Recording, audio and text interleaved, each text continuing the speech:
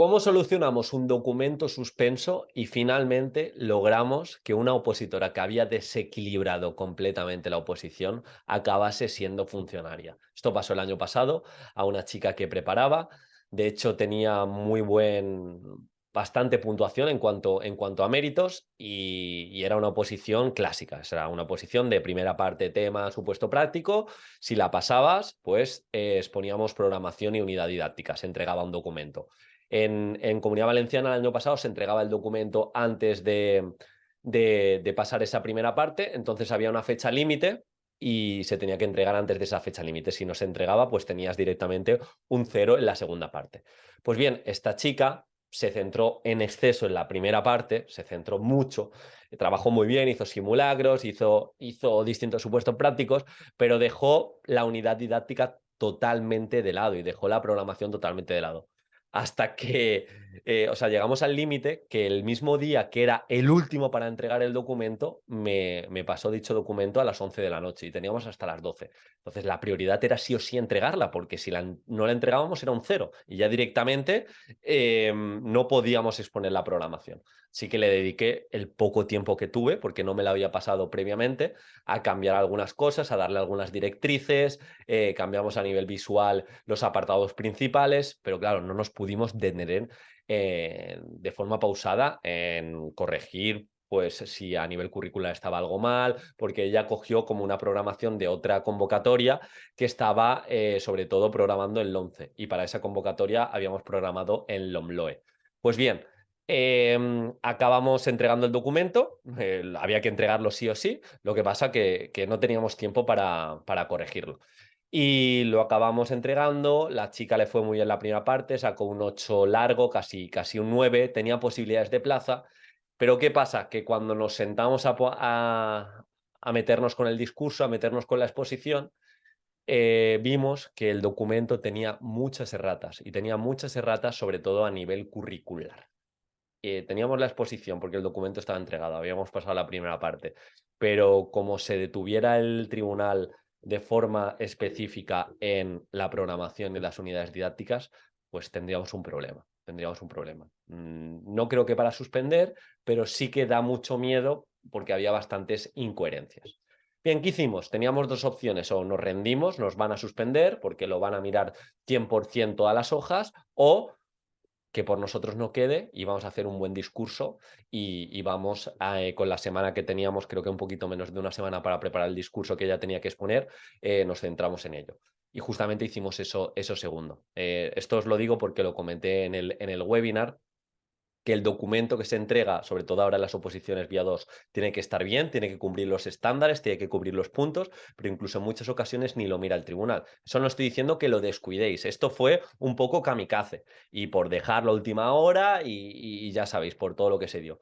Pero lo que os comento es que es muy importante la exposición y de hecho os quiero volver a llamar, hacer una pequeñita llamada a la acción, que son los últimos 3 días para entrar a la formación, a la mini formación que hemos hecho de exposición de la unidad didáctica, donde tenéis mi defensa, donde tenéis un guión editable, donde tenéis diferentes clases donde cuidamos cada uno de los detalles de los elementos curriculares para hacer que llegue, que tenemos ejemplos de cómo presentar esa unidad didáctica, de cómo abordar el debate, estamos haciendo clases en directo semanales, en definitiva un acompañamiento para que vuestras ideas y vuestros productos lleguen. Y si no tienes la unidad didáctica, pues tienes la otra formación que también es pago único, acceso durante 500 días y te enseñamos no solo a exponer, sino también todo este punto de exposición y también vas a aprender a programar, vas a aprender y vas a observar unidades didácticas desde cero y cómo llevamos a cabo esas metodologías activas. Entonces, echan un vistazo, dependiendo de tu momento en el que estés, pues entras a una formación u otra, porque el domingo será el último día a este precio.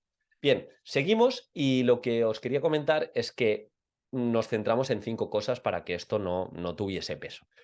Tomamos la decisión de centrarnos en el discurso y firmamos un contrato, entre comillas. Yo hablé seriamente con ella y le dije, mira, vamos a quitar el foco de lo que tenemos mal, prohibido exteriorizar los posibles miedos del documento y vamos a dejar de preocuparnos y vamos a ocupar. Y así fue, porque si en lo que pones el foco se expande. Si estás continuamente diciendo que se te da mal exponer, que no vas a ser, pues, que no va a ser posible que expongas bien, ¿Qué va a ocurrir? Pues que vas a cometer esos errores. Así que nos pusimos manos a la acción.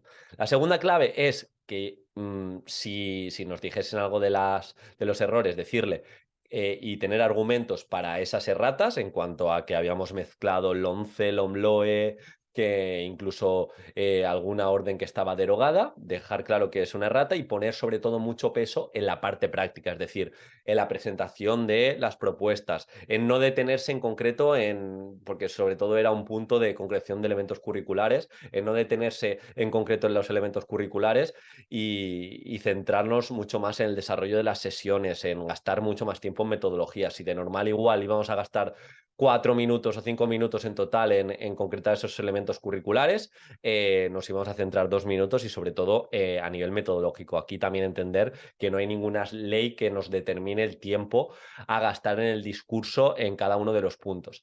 La tercera clave es que empezamos a cuidar los detalles para que se olviden del documento y como nosotros podíamos hacer materiales, de eso también nos ocupamos, pero sobre todo hacer una introducción potente, hacer un final diferente, tener las metodologías, porque sí que habíamos, eso lo habíamos cambiado, porque le dije, tiene que estar las metodologías, sí o sí, como tenemos unidades didácticas chulas, porque la verdad que la chica lleva mucho tiempo trabajando, vamos a poner, aunque sea metodologías, sobre todo de cara a la programación, aprendizaje cooperativo, aprendizaje servicio, y luego ya lo defenderemos, pero que se vea esas metodologías. Así que empezamos a cuidar cada detalle, a tener citas, a contar historias. Ella en concreto se le daba muy bien y tenía diferentes unidades que bastante transversales en cuanto a educación emocional, en cuanto a educación digital, porque lleva la clase invertida en bastantes unidades didácticas. Y nos centramos en eso, en crear un buen discurso y como podíamos llevar materiales, intentamos llevar también materiales que, pensando en el tribunal, le pueda servir para su día a día. Pues, por ejemplo, como trabajaba la educación emocional a lo largo de todo el curso, prácticamente en todas las unidades didácticas, hizo un pequeño cuaderno de mejora de emociones utilizando un programa que tiene bastante evidencia y que la gente que esté dentro de la formación pues sabe cuál es y sabe qué herramientas utilizamos al respecto. Y ese programa lo llevó en formato cuaderno para que sepan, dependiendo del contenido a trabajar, qué emociones y de qué manera se puede trabajar la educación emocional. Otro cuaderno para el tribunal que llevamos es desarrollar todos los productos competenciales de cada unidad didáctica e incluso cómo se podría trabajar, en este caso, si programábamos, imagínate, para quinto de primaria, pues también cómo se podría darle una vueltecita para que sirviese también para sexto de primaria.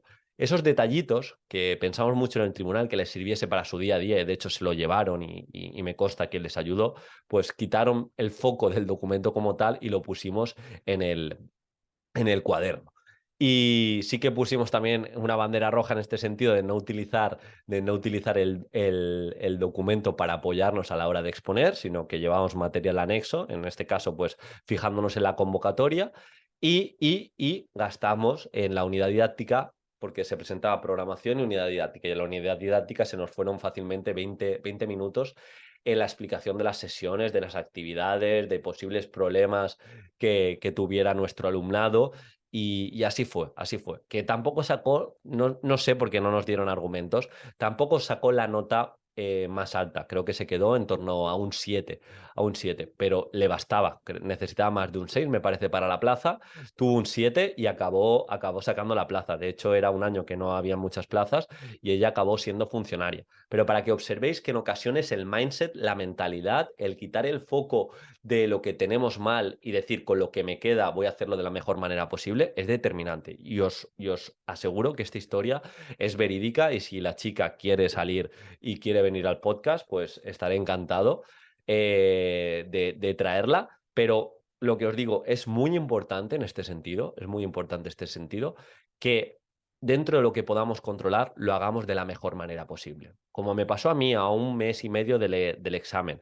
Me vine abajo porque pensaba que se me daban muy mal los simulacros y podía hacer dos cosas, o venirme abajo y dejar de opositar o ponerme a hacer simulacros. De igual manera, yo también tuve un momento de crisis, de que notaba que mis unidades didácticas no eran suficientes o que, mejor dicho, mi documento, si lo comparaba con la gente de mi academia que llevaba todo el año preparándolo, no estaba a la altura, pero fácilmente y rápidamente, entendiendo las reglas del juego, el documento tiene que pasar los estándares, pero lo que de verdad determina es el discurso y es la exposición. Y en eso estamos trabajando y por eso sale la mini formación de exposición y por eso seguimos teniendo la formación completa tanto de creación y de exposición de la unidad didáctica, por si te faltan ideas, por si necesitas metáforas, inicios, finales impactantes, saber cómo presentar cada metodología, saber cómo ponderar, saber cómo llevar la evaluación formativa, pues lo tienes todo en nuestra formación. Nos vemos mañana.